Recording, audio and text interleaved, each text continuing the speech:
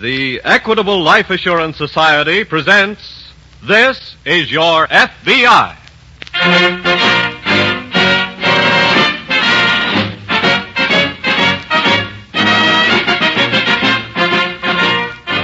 This is Your FBI, an official broadcast from the files of the Federal Bureau of Investigation, presented as a public service by the Equitable Life Assurance Society of the United States and the Equitable Society's representative in your community.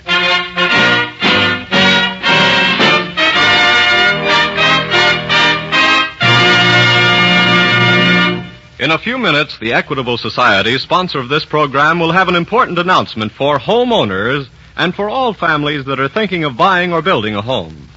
If this is your husband's night to go bowling or attend lodge meeting, please listen carefully to this announcement yourself, so that you can tell him all about America's finest plan for home ownership. A plan that can save you money and give you greater security in a home of your own.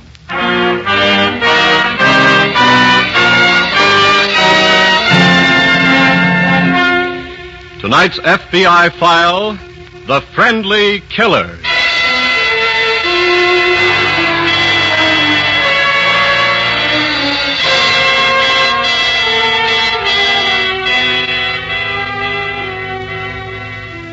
The most alarming feature of the current crime wave in America is not just the fact that it is the largest in the history of the nation.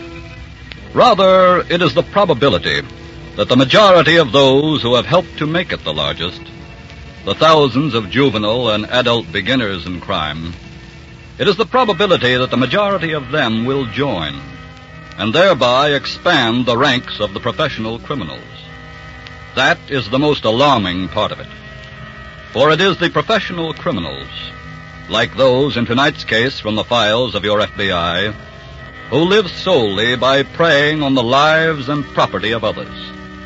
It is they who form the cancerous area on the moral body of our society, and any permanent increase in their number only spreads the malignancy and shortens the distance to fatal degeneration.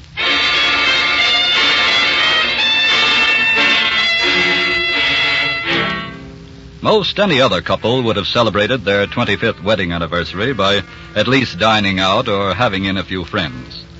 But William and Betty Gates preferred to spend the day and evening quietly together in their modest little home in Cleveland. It's after supper now, and they've just settled down on the living room couch. William slips an arm about his wife and draws her closer to him. Bet, honey, it's been a mighty nice day, hasn't it? Sure has. But not any nicer than all the other days we've spent together. Now that was a real sweet way for you to put it, honey. Well, it's just how I feel about it. You know, Bet, we got a lot to be thankful for. Indeed we have. Comfortable home, our feeling for each other. And the work Walter's been giving me keeps us going along good. I guess we ought to... Oh, shucks. Now, who do you suppose that is? Well, I sure hope it's not company, but I better go see. Maybe it's just the paper boy to collect. I beg your pardon, sir. Yes? How does it feel to be married 25 years? Walter! Oh, you... Oh, Bill, you old cusset. You and Betty think Patsy and I have forgotten what day this is? Oh, now, we're mighty glad you dropped in. Well, thanks. Come on in, come in. Go ahead, honey. Okay. Bet we got company. Good company. It's Walter and the missus. Well, hello there. Congratulations, Mrs. Gates. Thank you, You're honey. congratulating the wrong one, Patsy. What do you mean? It's Bill you want to congratulate for Betty letting him stick around for 25 years. Oh, see here. Well, anyway, here's a little package for you both. Oh, Mr. Carter. Oh, that's you should... nothing, Mrs. Gates. Walter's got a real surprise for you. You mean there's something more? Just wait till you hear it. Bill, how would you and Betty like to have a day at Niagara Falls? What? Niagara Falls. That's right. Never been there, have you, Betty? No. Well, that's the surprise that we've got for you. Oh. We got a compartment for you both on the train to Buffalo tonight, and it's just a little short run from there to the falls, and you can come back the next day. But would we have to go tonight, Walter? Yeah, you would.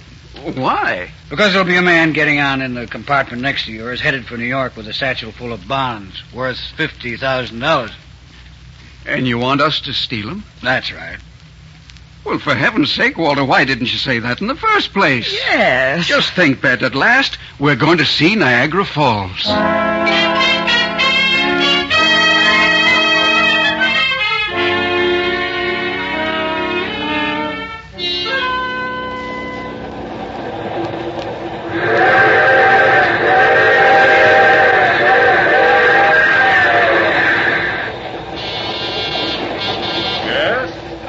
Excuse me, friend. You haven't gone to bed yet, have you? Who is it? This is your neighbor in the compartment next door. Oh.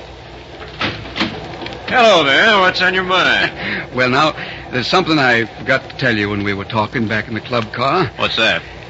Today happens to be our 25th wedding anniversary. Well, congratulations. What do you know? So, my wife talked me into inviting you in for a little nightcap drink or two. Oh, I see. How about it? I'd be delighted. Oh, that's fine. Betty, Yes? Mr. Burnett's coming in for a drink. Oh, how nice. I'll just close my door. Sure. Now, go ahead in, Mr. Burnett. Thank you.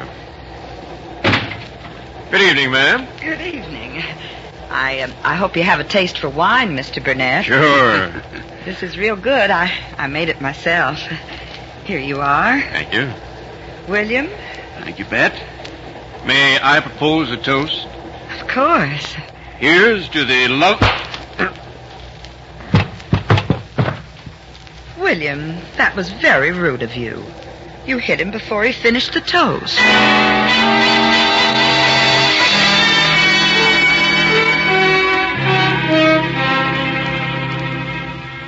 Next morning, in answer to a telegram from the conductor, Special Agent Hugh Miller of the New York office of the FBI met the incoming Cleveland train at Grand Central Station and went immediately to compartment A in car 426.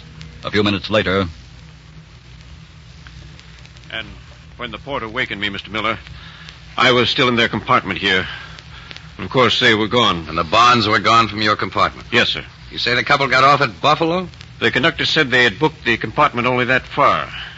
Well, I see they were careful enough to do a little cleaning up before they left the train. How do you mean? The wood and metal surfaces in here seem to have been gone over with a wet cloth recently. They weren't leaving any fingerprints behind. Oh, but surely there must be some kind of clue that would help. Can you give me a good description of the couple? Yes, of course I can. The bonds, what kind were they? Valley Gas and Electric Company in units of $1,000. Registered? No, sir, just coupon. And they'd certainly have no trouble disposing of them. I'm afraid not. Do you have a list of the serial numbers? Yes, in my office in Cleveland. Uh-oh, that'll cost us a little time. They may sell the bonds before we can alert all banks and brokers of the list of the bond numbers. Oh, I can have my office on the phone in a few minutes, Mr. Miller. All right, and have your secretary phone the list to our office there. I'll call the agent in charge there now and give him the story. Good. Then I think you and I had better hop the next plane for Cleveland. Why? The couple boarded the train with you, didn't they? Yes. In all probability, Cleveland is their base, too. They'll likely head back there from Buffalo. I see. Now, let's not waste any more time. Let's make those calls. Right.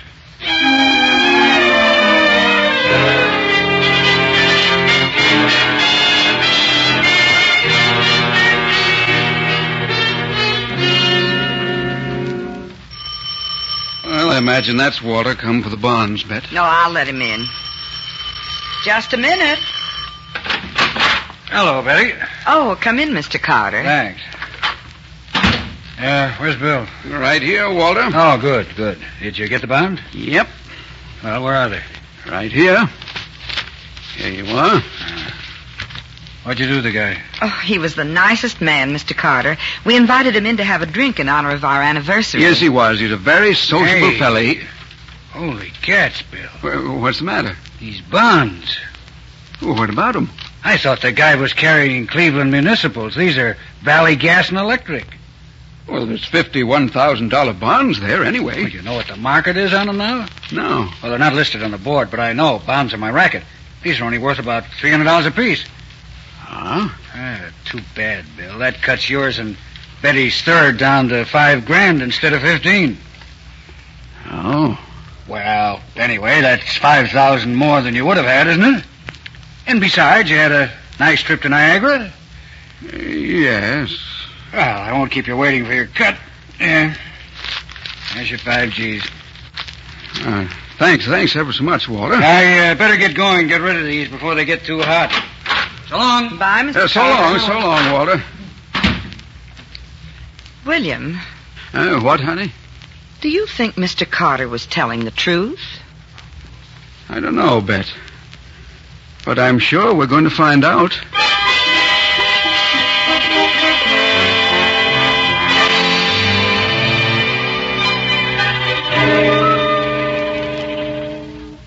Say, what's the matter with you fellas here in the Cleveland office, Kidder? 24 hours and the bond thief's still at large. Okay, Miller. The next plane from New York leaves in 30 minutes. No leads yet, huh? It takes time to alert all banks and brokers in the country. Sure, but they should all be on notice by now. The bonds may have been disposed of before they were alerted. Even so, whoever bought them ought to be yelling. Hey, you still think the thieves base here in Cleveland? Sure. Why? Well, we've got no record of anybody answering their description. And neither have the police. But just the same. Oh, excuse me. Kidder speaking. This is C.P. Adams in the State Building. Yes? I'm a broker. Just a minute, sir. Get on the other phone, Miller. This may be a lead. Yeah. Yes, Mr. Adams? I have no complaint against the FBI. I'm sure you got out your notices as soon as possible. But, Yes, sir? Unfortunately, my secretary was out when my notice came, and she's just handed it to me 1 hour too late. What do you mean? I bought those stolen bonds 1 hour ago. I see. Well, please don't disturb anything in your office, Mr. Adams. We'll be right over.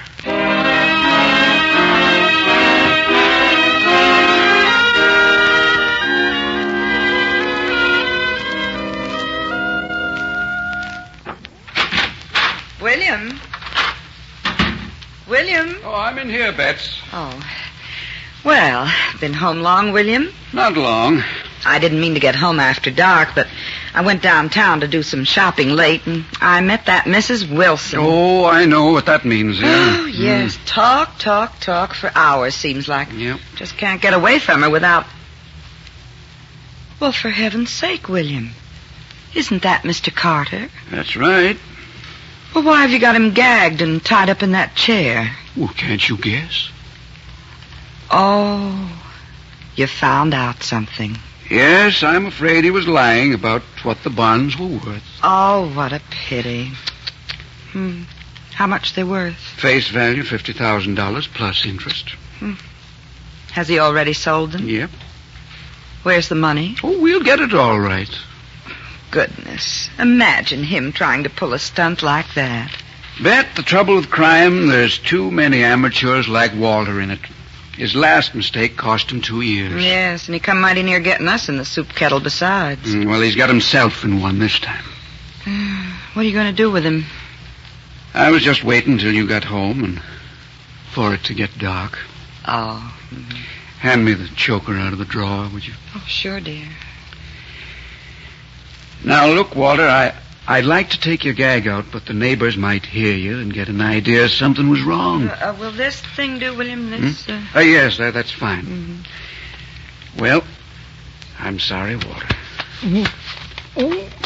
Now, I know you don't like being choked, but it'll be all over real soon.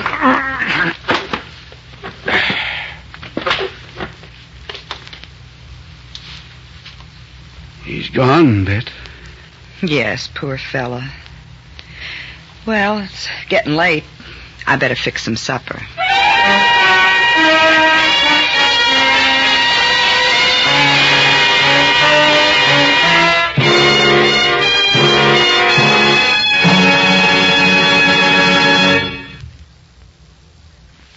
And now, before the FBI file on the friendly killers resumes, as it will in just a moment, here's that important message for homeowners and home buyers. This week, the Equitable Life Assurance Society has a special message for young couples who are setting up housekeeping in this first year of peace, 1946. A message, in fact, for all families who intend to build or buy a home or who now own a home. We have a plan that's made to order for you. It's called the Equitable Society's Assured Home Ownership Plan, and it offers you security along with these 5 important advantages. 1, the mortgage is canceled, paid off in full if owner dies. And besides, every dollar previously paid on principal is returned in full to the widow along with the canceled mortgage. 2, a special cash fund is built up, ready to be used if financial emergencies threaten the home. 3, This cash fund increases as the mortgage shrinks. It can be used to shorten the term of the mortgage. Pay off a 20-year mortgage, for example, in as little as 14 years, saving 6 years' interest. 4. Mortgage interest not at 6%, not at 5%, but at only 4%. 5. Liberal allowance to cover title search, lawyer's fees, and other closing costs. No broker's commission or bonus charges. Frankly, there is no other plan like this anywhere. The Equitable Society calls it America's finest plan for home ownership. It protects you against the two major hazards of home mortgages, death and hard times. So if you're planning to buy or build a house, or if you now own a home, get complete information on the Assured Home Ownership Plan from your Equitable Society representative. That's the Equitable Society. EQUITABLE. The Equitable Life Assurance Society of the United States.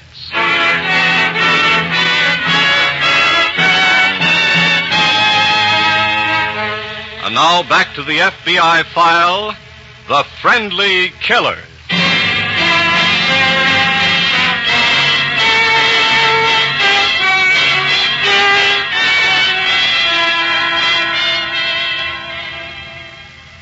There are a lot of amateurs in the field of crime, both beginners and habitual criminals, who are so engrossed in the achievement of their main objective, whether it be profit or emotional gratification, that they commit many glaring blunders which lead to their defeat. But the most seasoned and most calculating of professional criminals, such as the murderer called William Gates in tonight's case, differ from the amateurs in this respect only, that they make fewer mistakes. But inevitably, they make at least one mistake, leave at least one clue, and it takes only that one to defeat them.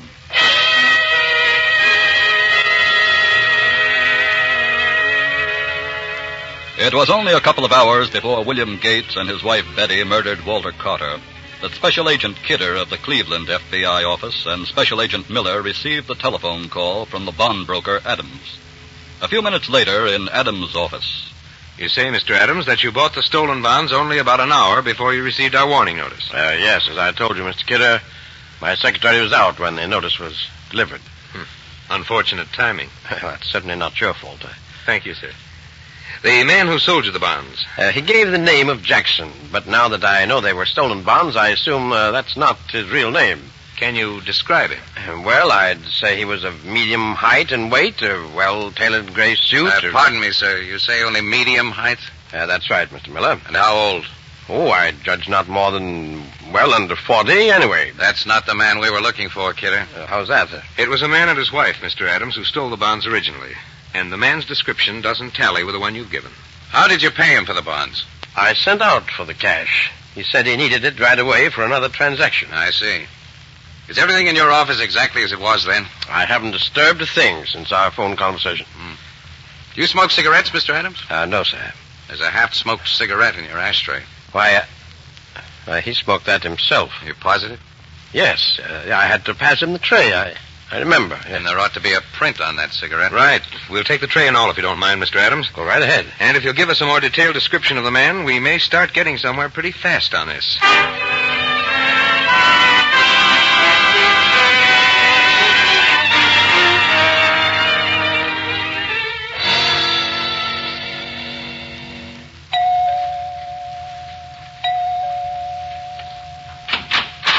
Hello, Mrs. Carter. Oh, hello, Mr. Gates. I'm sorry to bother you this late in the evening, but... Walter's not here. Yes, I know. He was the one who sent me. Oh? Come in. Thank you. Where is Walter? He's hiding out. Where? Well, now, he told me not to tell you because you'd be sure to come to him, and he doesn't want to risk getting you in trouble, too. What do you mean? Well, Walter thinks that somebody's on his trail since he sold those bonds. He didn't think that when he left here late this afternoon. Now, I'm only doing what he told me, ma'am. What did he send you here for? He doesn't want the money here in case the police start searching the apartment. I don't believe it. You believe this, ma'am? Where did you get his keychain? Walter gave it to me so you could open the cash box. But I don't know the safe combination. He gave me that, too, ma'am. Look, if Walter's trying to pull a run out on me, I'll... Now, you know he wouldn't do that to you, ma'am. He'd double-cross his own grandmother. I'd better get this money for him, like he said. Okay, but you tell him what I said. If he's trying to pull anything funny, I'll fix him good.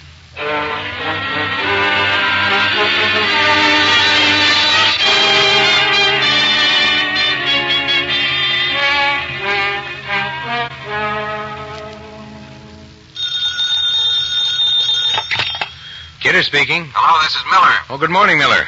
We haven't got the answer back on the cigarette prints yet. We don't need the answer now. Why not? The man who sold the bonds to Adams was Walter Carter. How do you know? The description checks exactly. And the police fished Carter's body out of the river 30 minutes ago.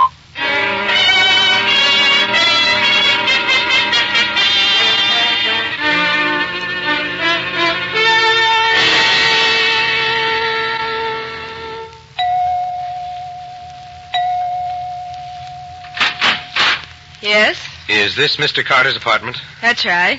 But he's not here. Are you Mrs. Carter? Yes, We're special agents of the FBI.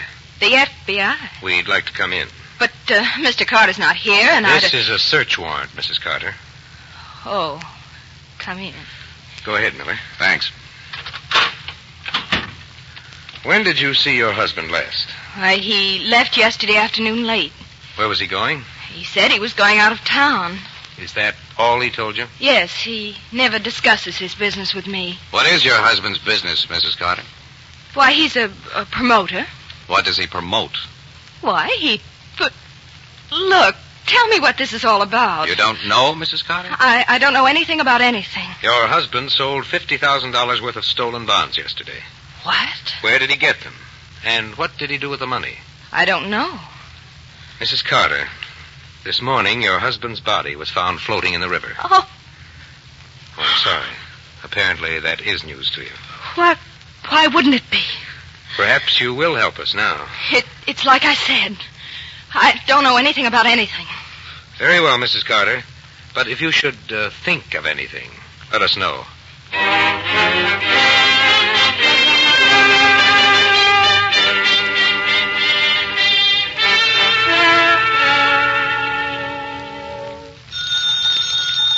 I'll answer it, Bet. Hello? Mr. Gates, Yes? this is Mrs. Carter. Oh. It's important that I get in touch with Walter, since you know where he is. But I don't. He left town after I gave him the money last night. Didn't say where he was going. But this is very important. Well, is there anything I can do? Well, it's about another job that just came up. Oh, I see. And Walter will miss making an awful lot of money if he doesn't get to handle it. Well, now, maybe you and I could handle it for Walter, ma'am. Oh, would you, Mr. Gates? Oh, sure thing. I'd do anything for you and Walter, ma'am. Wonderful. Then I'll be at your house at 8 o'clock tonight.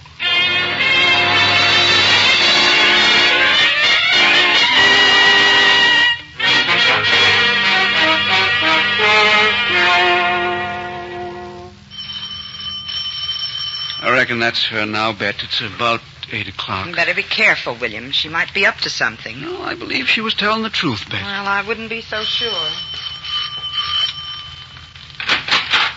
Well, come in, Mrs. Carter. Thanks. Oh, good evening, Mrs. Carter. Good evening. Well, looks like you might be going to do some traveling. I see you got your bag with you. That's right. I am going to do some traveling. Oh? I just stopped by to get a little expense money first. What? Well, now, I don't understand, ma'am. You said over the phone something about I a wanted job. to make sure you'd be at home. What did I tell you, William? And now about that expense money. Yes, ma'am. I'll give it to you quick. Walter's body was found in the river this morning. We both know who did it. And we both know who's got that $50,000. Yes, ma'am. I'll let you keep half of it to keep you quiet, and I'll take the other half to keep me quiet. Okay? Well, I guess most people would think that was a fair proposition, Mrs. Carter. William, But when your half was spent, there'd be nothing to keep you from talking unless I put up some money. I made you a deal. Take it or leave it. Bet it appears there's only one thing for us to do. Yes. Now, look here. I don't know what you're up to. Get the choker out of the drawer. No, wait a minute. Take your hand off. Hurry, Bet. Here it is, William. Hold her arms, Bet. Stop where you are and don't move. Who are these men, William? We're special agents of the FBI. Well, I guess we must have slipped up somewhere, Bet. You did.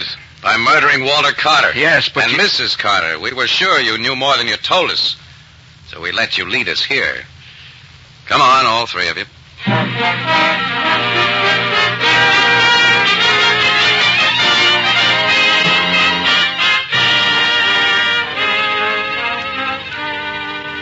For the murder of Walter Carter, William Gates was turned over to local authorities and sentenced to the electric chair.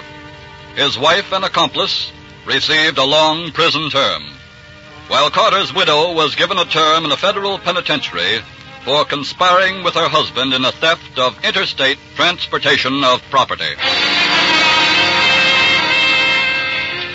They were all members of that vast and rapidly growing army of professional criminals in America. Your FBI and your local law enforcement agencies have mobilized to meet this army in a struggle that will decide the moral fate of this nation. But the balance of power is in your hands. It is your cooperation, your vigilance, your determination to stamp out crime. It is these that will decide the issue.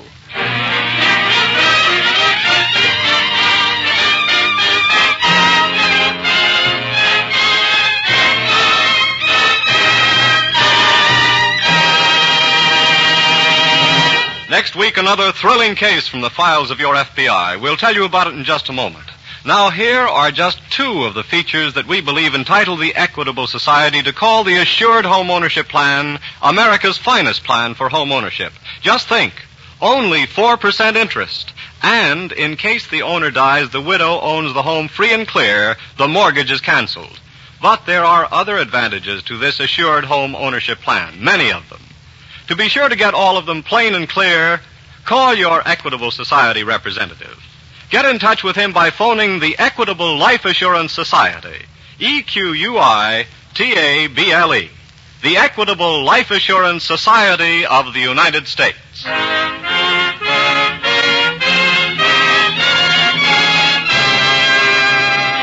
Next week, we will bring you another colorful story from the files of the Federal Bureau of Investigation, the Surplus Swindle.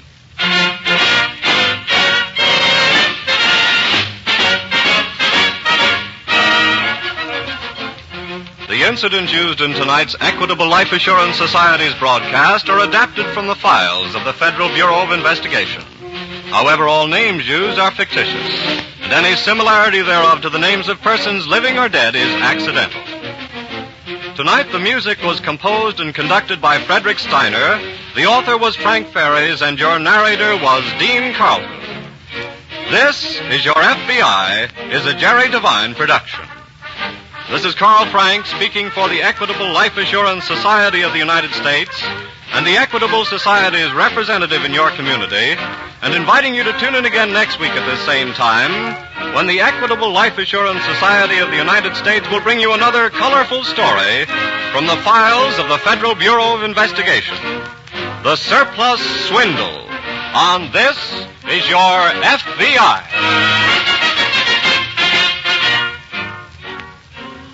This is ABC, the American Broadcasting Company.